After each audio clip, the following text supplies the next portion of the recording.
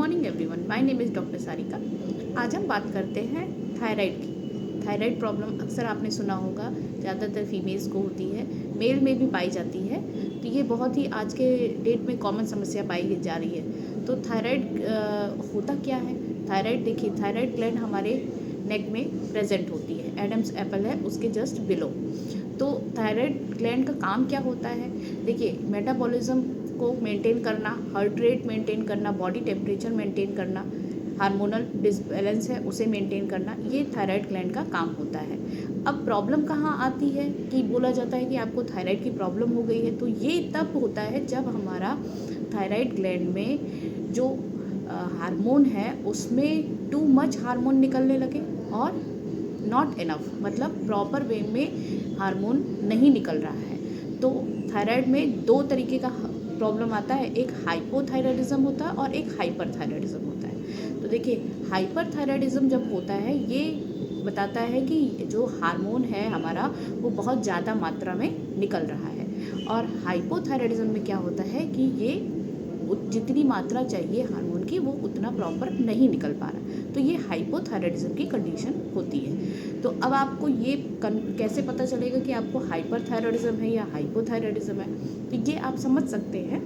और देखिए, टेस्ट तो कराना ही होता है, लेकिन उसके साथ साथ आपको ये जानकारी अगर रहेगी तो ये आपके लिए आसान रहेगा। हाइपरथायराइडिज्म में क्या होता है कि एंजाइटी होती है, ठीक है, घबराहट होने लगती है, अंदर से फीलिंग अच्छी नहीं आती है, बेचैनी सी महसूस होती है। और जबकि हाइपोथायराइडिज्म में क्या होता है, थकान महसूस होती है, थोड़ा सा काम करने के बाद ऐसा लगता है बहुत ज़्यादा हमने काम कर लिया है। दूसरा क्या चीज़ हमें पता चलेगा, वेट लॉस होता है। हाइपरथायराइडिज्म में वेट लॉस होने लगेगा और हाइपोथायराइडिज्म में वेट गेन होने लगेगा। ये आप दूसरा पॉइंट समझ सकते हैं। तो आपको ये बताएगा कि आपको हाइपर की तरफ आप जा रहे हैं या हाइपो की तरफ जा रहे हैं। और हाइपरथायराइडिज्म में आपको भूख बहुत ज़्यादा लगेगी और हाइपोथायराइडिज्म में आपको भूख उतनी नहीं लगेगी। और हाइपरथायराइडिज्म में क्या होगा, ट्रिम्बलिंग होने लगेगी, ठीक है, और आपको हीट से बहुत दिक्कत होगी। और हाइपोथायराइडिज्म में क्या होगा कि आपकी मेमोरी थोड़ी वीक होने लगेगी, आप डिप्रेशन की तरफ जाने लगेंगे। तो ये कुछ चीज़ें हैं जिससे आप समझ सकते हैं कि आप हाइपर की कंडीशन में जा रहे हैं या हाइपो की कंडीशन में जा रहे हैं। तो देखिए, इन दोनों ही केस में हमारे पास बहुत अच्छी होम्योपैथिक मेडिसिन है।